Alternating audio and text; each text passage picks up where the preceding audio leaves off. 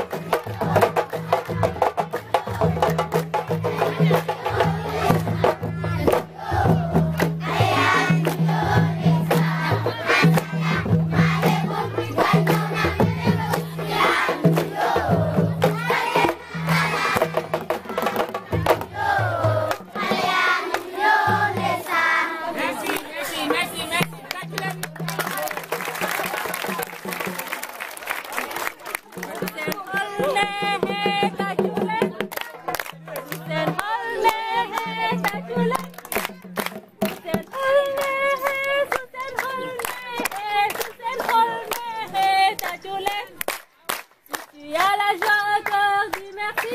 Merci. Tu as la joie à cœur, dis merci. Merci. Tu as la joie à cœur, si tu as la joie à cœur, si tu as la joie à cœur, merci. Merci. Voilà, merci beaucoup. Merci. Voilà, nous avons ici la troupe théâtrale de l'école élémentaire de Palado. Donc les abris provisoires. Cet abri provisoire a été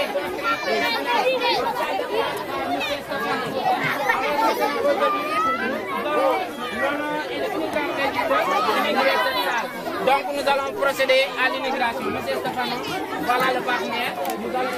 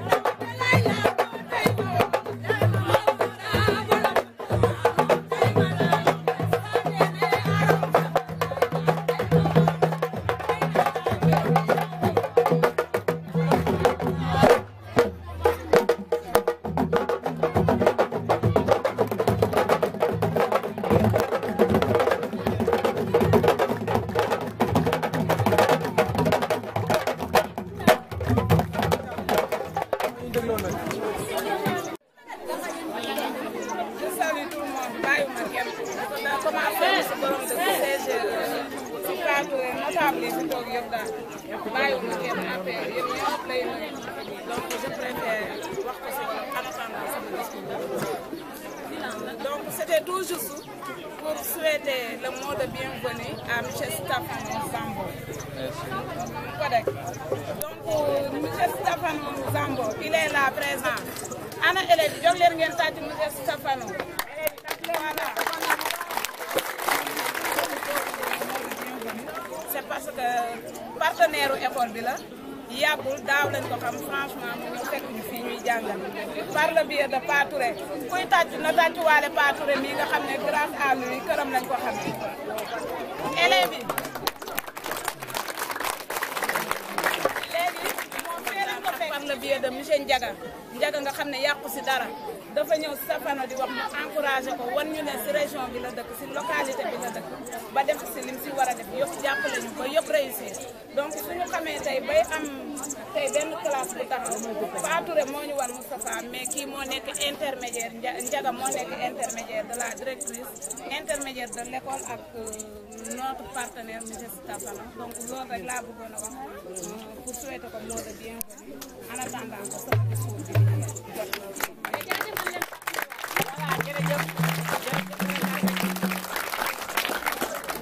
maa ngi nuyu ñëpp na sax wax olof dina ma xaw a kii waaye maa ngi nuyu ñëpp te dafa am ñu fi ne ñoo xam ne dégguñu olof di jërëjëfal ñëpp ndax woote ñu wuyu la dara gënu koo neex bu ko defee nga xam ne gan gi nga xam ne du sama gan rek ganu ñëpp la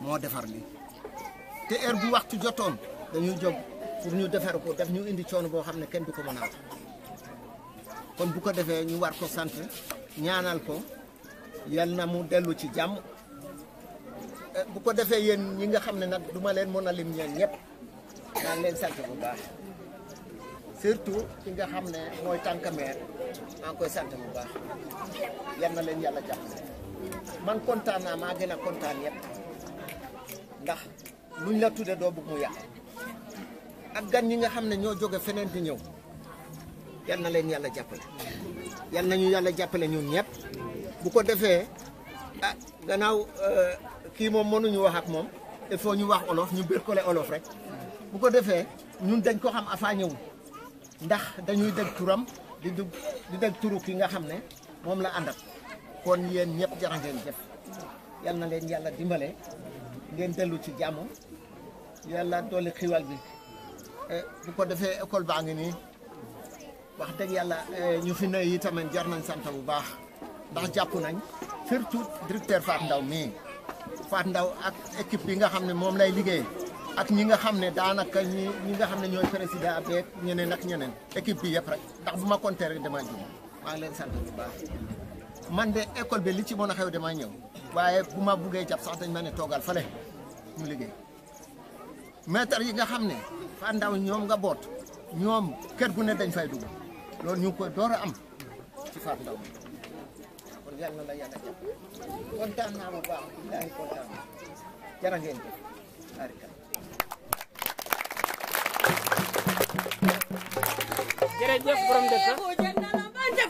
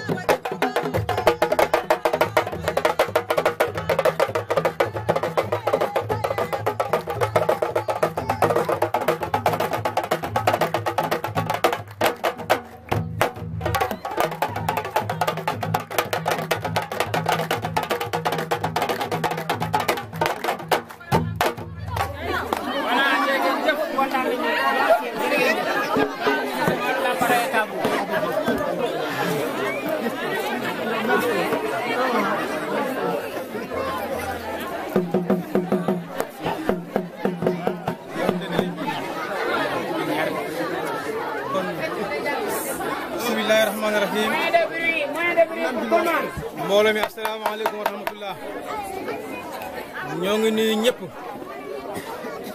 nuyoo bi ñu ngi ciy jël ki nga xam ne mooy borom dëkk bi di nuyu ki nga xam ne mooy directeur école bi moom ak mboolem ñi mi boot di nuyu suñu partenaire bi nga xam ne mooy Stéphane yaakaar lañ koy wax waaye di nuyu ku fi teewal monsieur le maire lépp moom la fàqee ko ak nga xam ne moo fi teewal waaye dibeel nuyoo jigéen ñi bu baax a baax a baax a baax ndax bépp su taal ñoom ñoo ko taalal mbokk yi gannaaw bi loolu passé ñoo ngi sant ñoo ngi gërëm ci lii nga xam ne moo fi xew tey mbir nag suy am day am sabab suy am day am buntu suy am daam ci muy jaar ragal naa ne mboolem ñu dëkk Palado xam nañu ne tabax bii at yu bëri nekk na fi ñu koy mbaar di sonn lool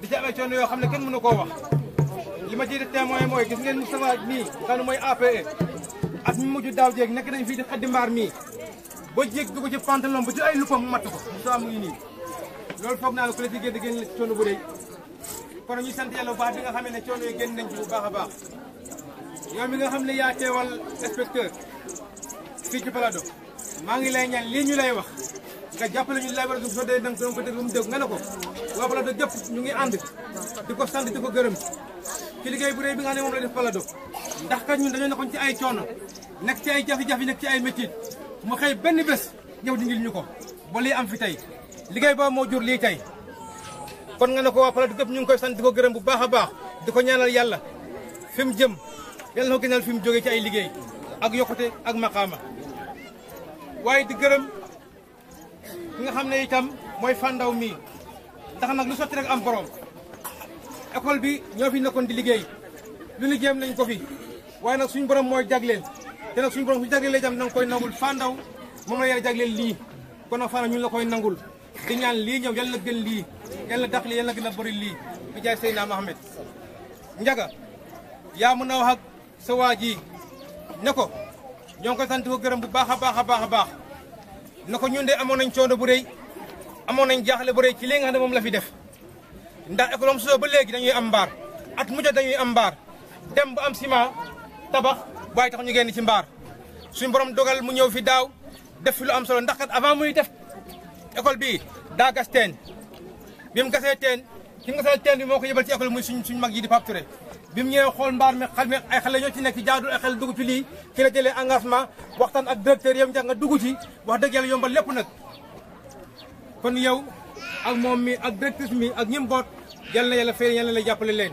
bi jaay Seydina sallallahu alayhi wasallam nga ne ko nag def na lu baax def na lu bëri waaye nag ba léegi ñoo ngi ñaan te li ñuy ñaan foog naa ne moom dëgg na ko am na ñu wax ak moom nga ne ko loolu dëkk bépp ñu ngi ci gannaaw ci gisal école bi muy Fandaw mi mboolem Palado ñu ngi ci gannaawam ñun ñooy kàddoom ñooy loxoom ñooy bëtam ñooy ak tànkam na nga bàyyi xel ne lépp lu mu wax rek ñun ñoo ko wax lépp lu mu ñaan rek ñun ñoo ko ñaan yow tam loo mën yow Njaga ci li passé nga def ko ñoo ngi lay ñaan nga gën a taxaw gën a dëggalu gën ñoo jàppale gën ñoo tëg bët ci li nga xam ne moom lañ bëgg ci école bi nga defal ñu ko teel a rafet kon daal ci gàttal maa ngi sant ñëpp di gërëm ñëpp di ñaan yàlla yal na yàlla fay ñëpp wax dëgg yàlla Fandaw ñi nga boot muy sa xale yi yal na yàlla jàppale leen yal na yàlla dimbale leen am ñi ñëw bees dama jàpp ne sax kenn du leen yóbbul dara jàpp naa ko foog naa ko bu baax ñi ñëw bees yal na yàlla taxawu leen kenn ki sama jabar la sama rakk la kenn ki suñu doom la yal na yàlla jubale leen ngeen doon benn ngeen def ni bi ak ciment di def bi jaay Seydina Muhammad sallallahu alayhi wasallam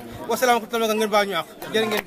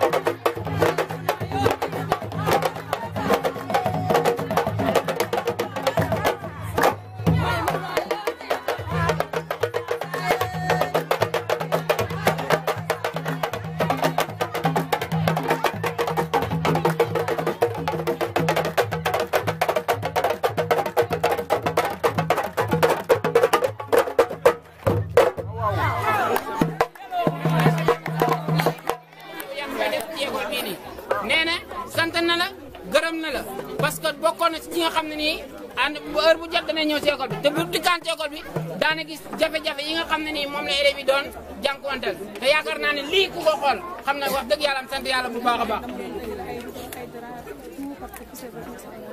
nee na da daan dajale ay rideau ay drap lépp parce que poussière bi da daan sonal xale yi lool man mii xam naa ci lu ma leer nee na loolu yëpp bu ko daan def pour wax dëgg yàlla njàng mi dem ci kanam moom moo tax mu daan ko def.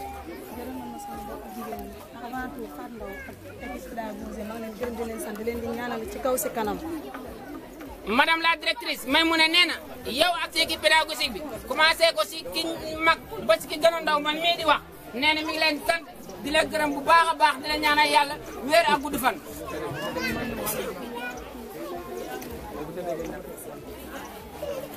Papa Lambaat Maimouna Senghor nee na mi ngi lay sant di la gërëm di la ñaanal yàlla fan mu gudd ak wér gu yaram nee na kontaan na ci yow lool lool nee na wax dëgg yàlla kontaan na ci yow. Maimouna nee na su limee day jum nee na mi ngi leen di sant yéen ñëpp di leen di gërëm nee na fàttewu leen yéen jigéen ñi nga xam ne nii yéen a topp ci ginnaaw wóolu ko jox ko kàddu ne ko jiital nañ la te jiital ngeen ko te fakkataloo leen Maimouna nee na mi ngi leen di gërëm. nee na su jógee ngeen di jug si sonn yéen a ngi sonn tàyyi woo leen xaddi woo leen nee na wax dëgg yàlla am kontaan na ci yéen jërë ngeen jëf. nee na xolam dafa sedd lool wax dëgg yàlla am loolu moom moo tax mënut a wax waaye nee na mi ngi leen di sant di leen di gërëm. Maimouna Senghor nee na école de coiffure bi nga xam ne nii moom lay def te wax dëgg yàlla am xam na ne ku ne xam na ne métti na trop nee na mi ngi leen di présenté ay produits am ñi ngi nii mu ne ngeen ñaanal ko yàlla wéral loxam wéral ay cëram ba lépp loo xam ne ni bëgg na ko si nekk teraanga dëkk bi nii mu am ko nee na tàllal na ñëpp loxo góor ak jigéen mag ak ndaw nee na bàyyiwul kenn képp koo xam ne mën nga kaa jàppale nga ñëw jàppale ko incha allah si école am bii ndax lépp loo xam ne ni njariñ la rek si dëkk bi la jëm. maa ngi ko koy présenté di koy naan dama bëgg ku ma jàppale daal parce que moyen bi dafa des. voilà nee na gan gi mi ngi la koy présenté nee na lii mooy école de coiffure am nee na mi ngi la koy présenté parce que lii nii wax dëgg yàlla am réalité africaine la culture africaine la nee na mi ngi la koy présenté di la tàllal loxo yi nee na xeebul dara.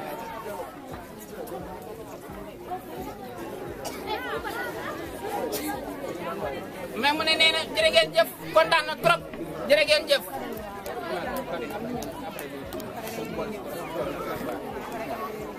Monsieur le représentant du maire, monsieur le...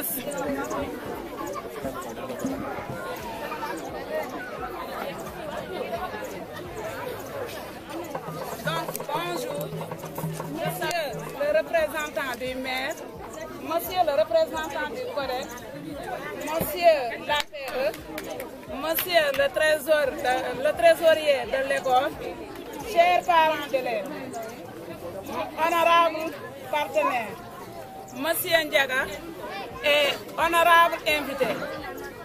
Donc, à l'entame de mes propos, aujourd'hui, je ne voulais même pas parler. Je voulais laisser monsieur le CGE et monsieur le chef de village parler à ma place. Mais situation oblige, raison pour laquelle je vais essayer de remercier notre partenaire, sans oublier le partenaire ENDA représenté ici par monsieur Farindao, qui est tout le temps le partenaire de l'école, parce que je pense que vous n'avez pas oublié Farid lors de mes premières années, ici à Palado. Donc, sans plus tarder, j'ai l'habitude de dire que toujours, c'est l'union qui fait la force. Mais j'avais dit aussi à mes adjoints, à chaque fois en réunion, que les efforts répétés, jour après jour, est un signe de réussite. Raison pour laquelle je le remercie vivement, parce que quand on parle de Fando toujours, c'est pas Fando qui a travaillé. Fando n'est jamais dans les classes. Mais toujours ce sont mes adjoints qui sont dans les classes, qui travaillent nuit et jour sans se fatiguer. Donc je les remercie vivement. Sans oublier les deux qui sont partis, c'est Madame Amindion et Madame Ami Diouf. Peut-être ils sont partis dans l'autre qui, mais nos pensées toujours sont en eux. Maintenant, je est difficile, mais ce qu'ils m'ont donné, ou bien ce qu'ils sont en train de montrer, vraiment me plaît beaucoup et ça me rassure. Donc, je remercie tout le monde, sans oublier M. Stefano, à qui vraiment j'ai déjà adressé une parole, sans oublier Ndiaga, sans oublier personne. Je n'ai pas oublié les mères des enfants, que ça soit Ndeyasine, que ça soit Maïmouna. Tout à l'heure, vous avez vu que lorsqu'on avait dit, lorsqu'on chantait Maïmouna, j'étais en train de danser. Je me suis dit qu'ici à Palado, je suis autorité. Je fais partie de la famille paladoise. Donc pourquoi Djigeni de fête, pourquoi? Donc Rousse n'a pas oublié, mais c'était tout justement pour montrer que pour gérer une école, que ce soit la communauté, que ce soit l'école, que ce soit les classes, il faut être modeste, il faut être simple. Parce que même quand on crée une situation de communication, il faut passer du plus simple au plus complexe. Raison pour laquelle ma toog fini di fecc mais fecc bi représente lenn ci sama ñàkk fayda. C'était toujours pour amener am familiarité bi am entre Palado et l'école. Je remercie tout le monde. Voilà, merci beaucoup Madame la directrice. Et je voudrais aussi dire que vouloir réussir ne permet à personne de réussir. Mais vouloir réussir en émettant des efforts permet à tout un chacun de réussir. C'est une directrice modèle. Elle est vraiment formidable. J'en suis témoin de ce que je dis. Il y a un célèbre philosophe qui disait, si on s'échange des pièces de monnaie, chacun obtient la même valeur. Mais si nous échangeons des idées, chacun s'enrichit individuellement. Et on s'est même ici à l'école. Donc Madame la directrice, jërëjëf. Voilà, de leen bëggoon a présenter li nga xam ne ni journal bi nga xam ne ni moom la Stefano suñu partenaire def depuis visite yi mu fi doon kii yi mu fi commencé woon. Donc madame, vous pouvez commencer. Donc Stefano keroog bu muy jógee fee di ñëw fi tonton Touré di ko fi yebal franchement daf ñu ñëw fekk ñu man ak madame Diané ci biir école bi ak sama collègue yëpp gis ngeen mbaar mii la ñu fekkoon moom moo ko liggéeyee ba Italie ndax bi mu koy photo daf ne ma dama koy photo pour bu ma demee wan ko suñu association bi lu mu ci wax rek ñu def may xalaat naan tubaab bi est-ce que du jaay sama photo kii après ma ne leadership daal ak dirigeant dafa sonn naa dem rek photo woog moom suñ ko jaayee baax na suñ ko jaayul baax ma dem madame Diané nangu ba dee ànd ak ñun photo wu ak ñeneen après si la defee lii photo ko yóbbu ko lu nekk mu def ko si ba andi ñu tey si biir classe bi raison pour laquelle ma ne woon dinaa ko wane daal. Voilà, merci monsieur Stefano. Vous nous avez trouvé à zéro et vous nous avez fait un héros. Merci beaucoup monsieur Stefano. Donc nous allons continuer la parole. Nous allons donner la parole à monsieur le codex de la commune de Mbadokho. Voilà monsieur Diouf. Monsieur, oui, the floor is for you.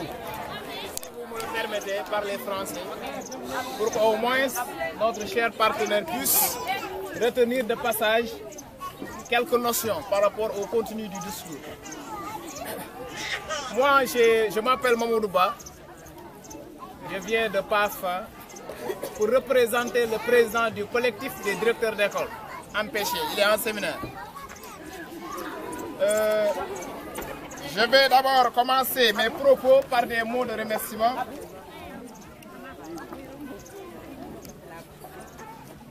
Et par des salutations.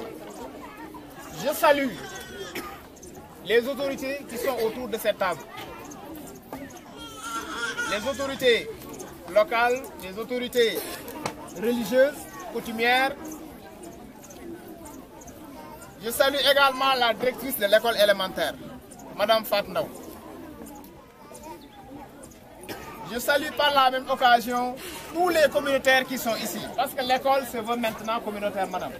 Donc je salue tous les communautaires qui tournent autour de l'école pour la hisser toujours au niveau de l'excellence.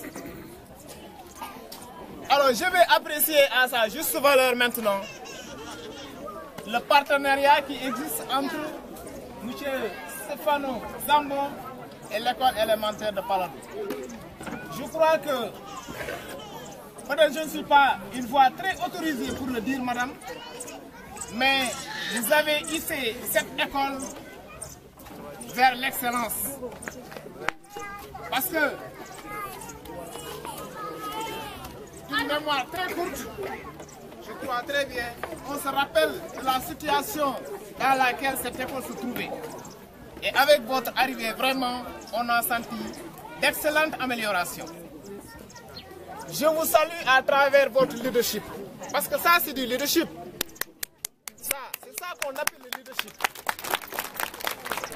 C'est une directrice parmi les directeurs. Donc, mon équipe, Jigen Boumen, comme nous l'avons dit en termes.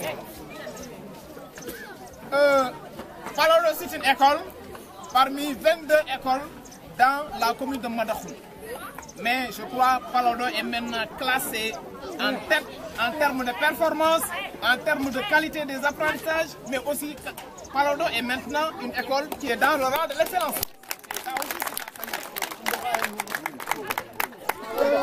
Michel Zambon, vous nous avez trouvé sur une dynamique. Vous avez accéléré sur les pédales. Parce qu'en nous offrant ce joyau, qui est une classe qui va permettre aux élèves d'apprendre dans d'excellentes conditions, vous avez participé à l'excellence. Il mérite des remerciements. Il mérite également beaucoup d'ovations. Moi, je suis venu ici, je l'ai dit tantôt à Madame la directrice, en portant 2 casquettes, si vous me le permettez. Je voulais représenter le président du collectif des directeurs d'école, mais ensuite profiter de 2 minutes, si vous me le permettez, parce que je gère un régime social qui porte sur la santé des élèves. Alors, comme on est dans une école, alors l'école est dans la commune, je vais profiter de l'occasion, parce que je l'ai dit ici, l'année dernière, je voulais un partenaire qui va, dans son approche, nous aider à prendre en charge les élèves. Nous avons une mutuelle de santé communautaire. Je vais vous remettre ces fiches de renseignement et vous allez peut-être les lire et avoir beaucoup d'informations. Nous prenons en charge les élèves. S'ils sont malades, nous les prenons en charge pendant 1 an. Ils sont là, ils sont à l'école, ils apprennent tranquillement, ils ne sont pas inquiétés par la risque maladie. Et j'aimerais qu'on passe à cette vitesse un appui qui permettra aux élèves d'avoir une couverture sociale, une couverture sanitaire. On va revenir sur tout ça, son ami, son interprète. Donc c'est ça, donc pour ne pas être trop long, parce qu'il y a d'autres qui doivent prendre la parole, je vous remercie et je dirai au président du côté que je représente ici toute notre satisfaction de venir à Palolo et partager ces moments forts avec la directrice. Merci beaucoup à la population.